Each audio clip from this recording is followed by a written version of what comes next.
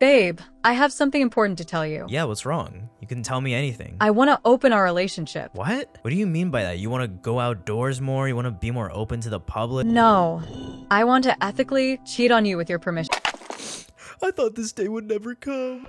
Relationships over the years have changed drastically. I remember singing Wheels on the Bus Go Round and Round back in 2009. Now, I honestly don't know what they're teaching kids nowadays. I don't really know exactly where this entire dating genre came from, but it's definitely become more prevalent within the last 10 to 15 years. Less and less people are getting married now, and there's a lot of reasons for that. But one thing both men and women have in common for reasons as to why this issue is a thing is because there is no good people anymore, according to them, that is. Now, there's some truth to that because there is an endless amount of videos explaining why Gen Z is doomed. Now yes, the way we do things now has changed a lot from how we used to do things, but I personally don't believe it's just over. However, unrestricted internet access at a young age combined with people who probably shouldn't have a platform to spread whatever information out there, I believe this has led to something else far worse than just the typical bad relationship advice. Something that I believe is contributing to the drastic downfall in marriage rates, and that being the rise of polyamorous women.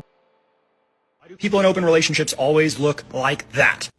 No, because these types of people have led to some of probably the worst decisions I've ever seen in relationships. Now, it's one thing to be dissatisfied with whatever relationship you're in with someone, and normally what people do is that they just break up and move on to the next person. What we have now is technically, it's not considered cheating, even though this is probably worse. This is just ethical cheating, according to them. Now, my question is, how is this any different from friends with benefits? Besides the obvious one being that you're not in a relationship, you're still having multiple sexual partners without the fear of ruining a current relationship that you're in. I need to make this clear early on in this video before we dive deeper into this. I'm not hating on anyone or any group of people because I know it's going to be misconstrued based on what I'm about to say in this video. All I'm doing is simply stating that I believe this relationship style is just not a good thing for society, and why I think that is and my reasons for it. Because yes, okay, I will give them credit where credit is due. At least they tell you when this is gonna happen. They at least tell you that, yeah, can we open up this relationship so that we can see other people? Because I'm bored of you. You are not doing enough to satisfy me and my needs. So I need to go to someone else. If anything, I feel like that's just a massive hit to your ego. That's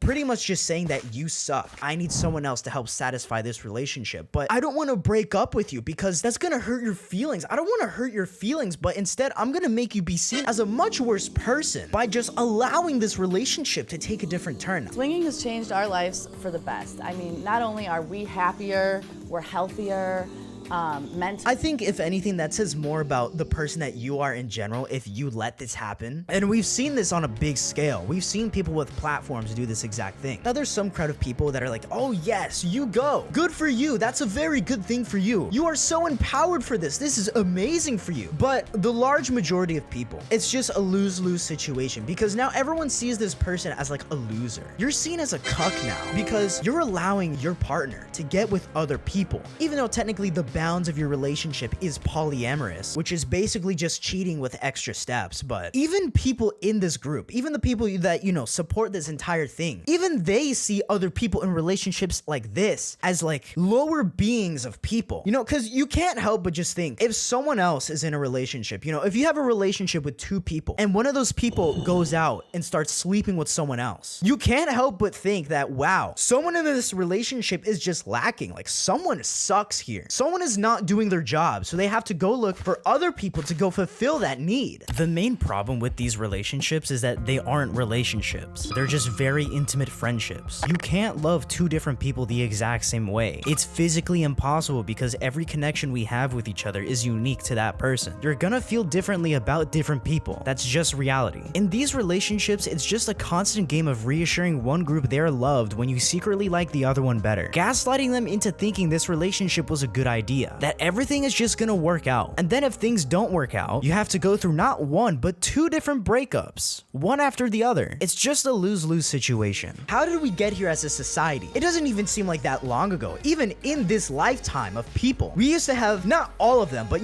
more healthy relationships than we do now. Because the marriage rates are falling. Not because like there isn't any good people anymore, because there is certainly still some good people around, but because there has been so much misinformation spread about relationships and the way that we meet people, how it being so much different than how we used to meet people, to where we have people on a mass scale with so much reinforcement just spreading whatever weird, insane ideology they have with other people. And I believe this is leading to the slow collapse of our society. When people like this start to push this on a mass scale, you don't typically see these people having children, do you? Or even if they do, that child is so messed up now. They're probably asking, hey, where's my dad? What other time in history have we ever had the mother respond to their child by saying which one? How messed up is this? Like, how messed up as a society have we become to push this narrative on kids, especially how it's getting pushed now in schools? Like, this can't be healthy for the youth. There has to be something so much more. There has to be something deeper to this entire thing. I personally think this whole thing goes deeper than just, oh, I want to ethically cheat on my partner. How could you be married for someone, you know, for over 10 years and still feel the need to be like, oh, I'm looking for love? Have you not found that already? You've been married for over 10 freaking years. You just feel that you need to go look for love somewhere else. Because I think that just says more about your partner, that they're just not satisfying you enough. Or maybe that just says something about you as a person. There's so many people on TikTok on how they say, oh, my boyfriend treats me too good. There's no good people anymore. But then when you find someone that treats you really good, now it's like, oh, I'm just so unhappy. This relationship is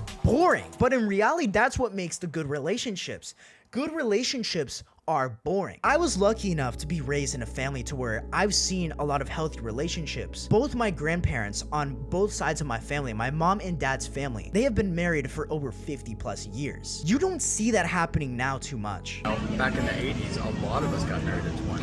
Yeah, and at times it's changed. How often now do you see people getting married and stay married for like the rest of their lives? Nowadays, the trend is people get married, maybe stay married for like 5 or 10 years and then divorce. Or if they don't divorce, then something else entirely emerges from that marriage. Because there's something deeper than just this simple statistic. Because, you know, you can see that like, oh, it's just because Gen Z is lazy, because they just don't want to get jobs. It's totally not because we made it more difficult to get jobs entirely. It's totally not because there's ghost listings or, you know, the car market and the housing market is just something else entirely now. Oh no, it's because Gen Z is just lazy. Yeah, that's why. That's the whole reason. Yeah. It's easy for you to say back when society was a healthier thing, back when, you know, people didn't have these crazy ideologies. Now, I'm not saying these didn't exist back then, but they were a lot less widespread than what they are now. I'm gonna get a little philosophical here for a second, but I think there's a secret agenda being pushed here. Because with all of this, with, you know, the rise of standards entirely, I'm gonna make a whole separate video on this, but there has been a whole shift of standards that even I've fallen victim to. And what I think is what is going on with all the relationships nowadays is that we see so much online that we shift our expectations to think that, oh, this is just how things should be. But a lot of people think now, you need to be 6 foot, you need to make all this money, you need to have all of these assets just to have a chance at getting a relationship today. When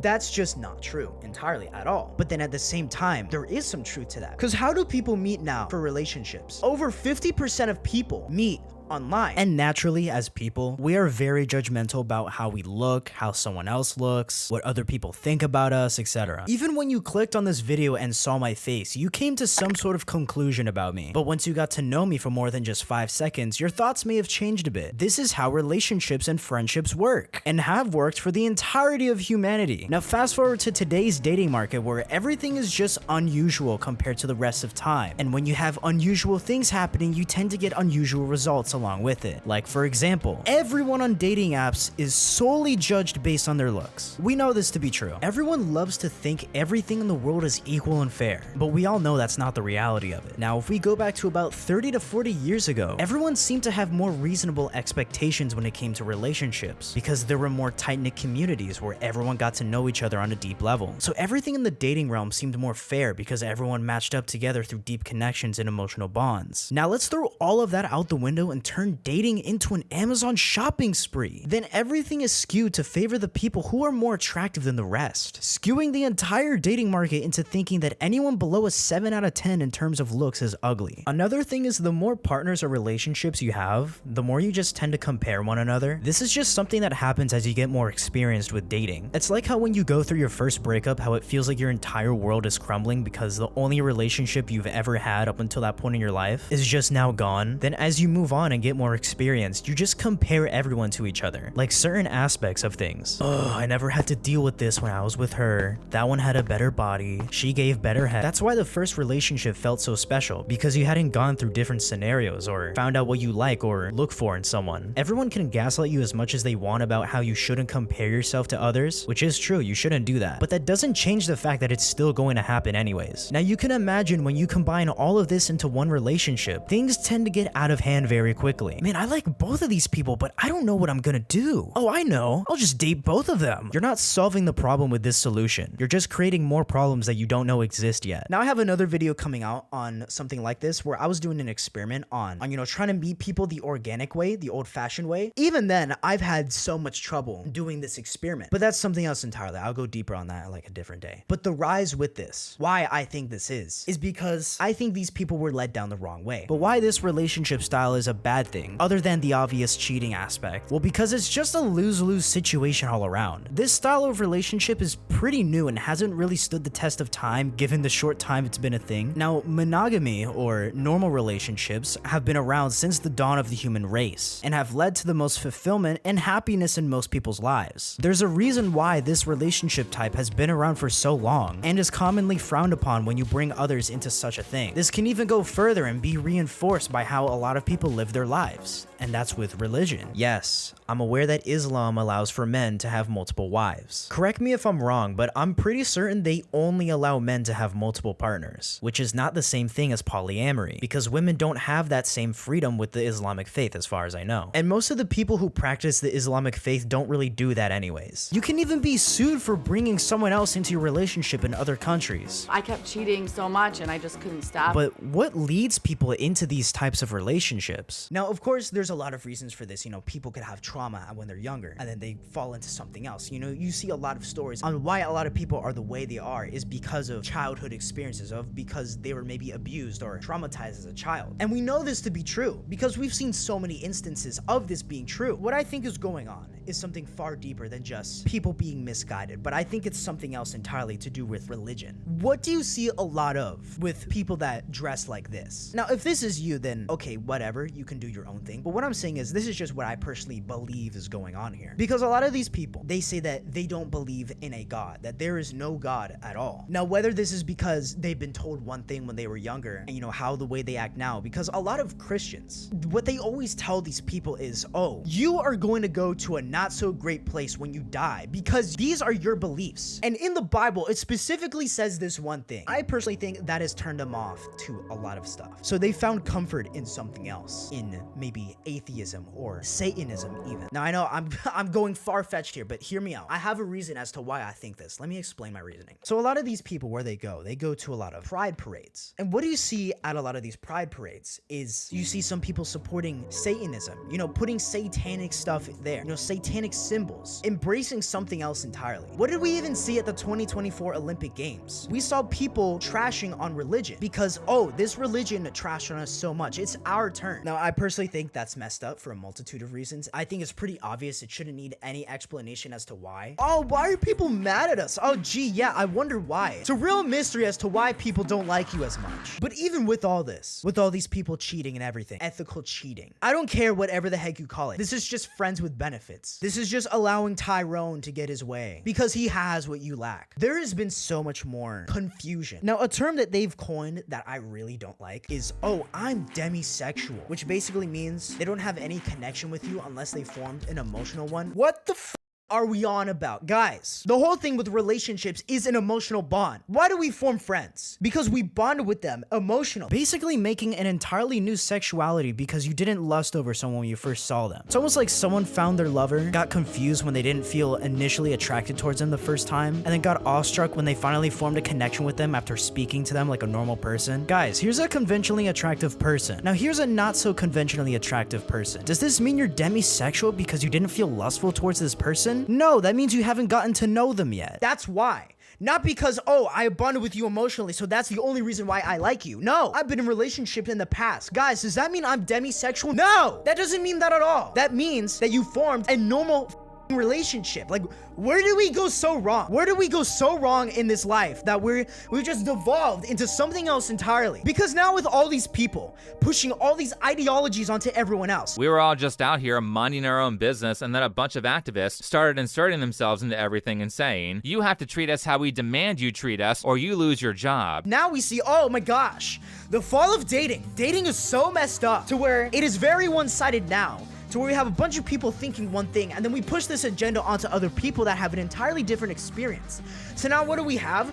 We have an entire war going on where everyone hates each other. No one is getting along now, and the people that do, it's like, I'm scared to get out of this relationship because then I'm gonna have to get subject to the war that is dating in today's age. But hey, I will give them credit. They at least make it very clear that they are this type of person. I gotta make it clear, I don't hate these people. I hate when people push this ideology onto other people. People that are, you know, just normally going about their lives, and someone else comes along saying, you need to live this way. You need to allow your partner to cheat on you. That's what I don't like. Now, if someone does offer you this, you can make your own decisions, but most of the time, this isn't going to end well, especially if you have kids. Children having various amounts of parents cycling in and out of their lives can have a lot of detrimental effects on them as they grow up, like how they perceive what a healthy relationship is and how they will later go on to treat others. Because every character trait you build as a child gets significantly amplified as an adult. So obviously every parent wants to make sure their child comes out alright, because when they don't, it looks bad on them because they're the ones that were supposed to raise them well. So when you bring multiple different people with varying ideologies to all take care of one child, you can see how things might not turn out that great. This is also what holds families together. Let's do it for our kids. I'm not getting along with my partner so good right now, but I'll tough it out for my kids because that would tear the family apart if we don't work things out between us. This isn't me saying you should stay in a bad or abusive relationship. If that is the situation, then yes, you should absolutely do something about that because that's unacceptable. But more often than not now, people are leaving perfectly healthy relationships all because it didn't fit their TikTok Disney fantasy of what a relationship should look like. And what do you see the most as a trend with people now? People aren't wanting kids anymore, and even less people are getting married. So it's no wonder things don't seem to be the same as what they used to be. The reason why everyone seemingly wants to go back to when times were simpler, cheaper, and easier to understand isn't because the past was easier. The problem is that we aren't creating a better future.